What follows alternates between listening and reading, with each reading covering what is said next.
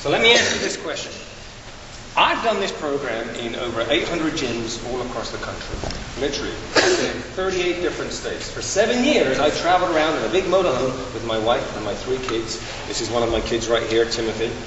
By the time Timothy was 3 years old, he had been in 48 states. That's how well traveled he is. Never been in an airplane at that point, but he'd been in 48 states. So we've done this program all over the country to some of the top gyms in the country, and I've had the privilege of talking to some of the top coaches too.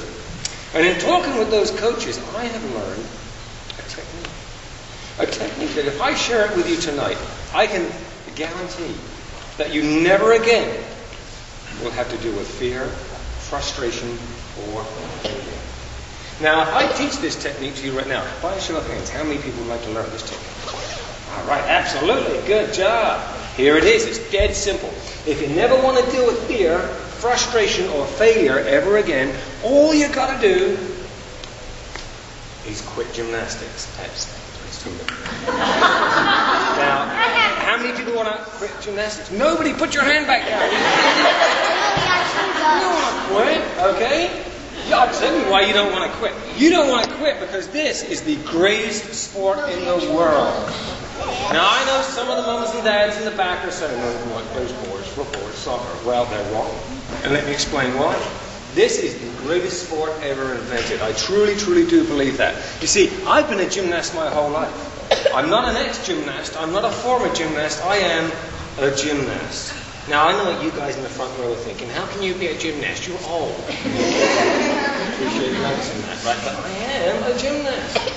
You see, just last summer, in Quakertown, as a matter of fact, I pulled up to a Wawa in Quakertown, and I was just getting out of my minivan, and there was this little group of people hanging around outside the Wawa store. And it was 2 dads and 6 kids. And one of the kids, I guess Mum was inside buying snacks or something for a road trip. And one of the kids, just like one of you guys, was doing handstands against the wall of the Wawa.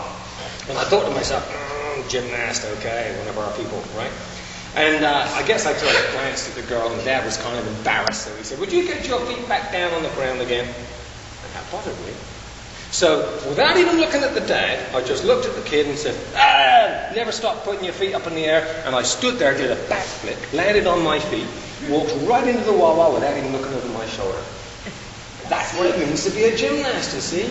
It's not just the gold medals and the trophies and all that other stuff. It's the fact that you can do something that's so cool, so different, so unusual that normal people, because you know you're not normal right now,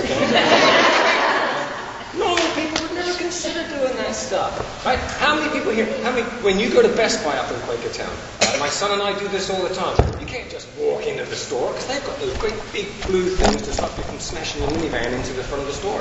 So what do? You straddle over it. Yes! Absolutely. Now, while you're up in Quakertown, maybe you go to Target. Now, what are the nice people at Target provided for all the boy gymnasts here? Anybody know? Big red mushrooms right outside the store. Boys, have you done circles on the big red rocks? Absolutely. Did you know you can get to about 50 circles before security comes out? Next time you're in Quakertown, try it. If you can beat my record of 50, go for it, okay? If you can get 60 or 70 before the big dude comes out, go for it, okay? That's what being a gymnast is all about. And this is what I mean about being involved in the world's greatest sport.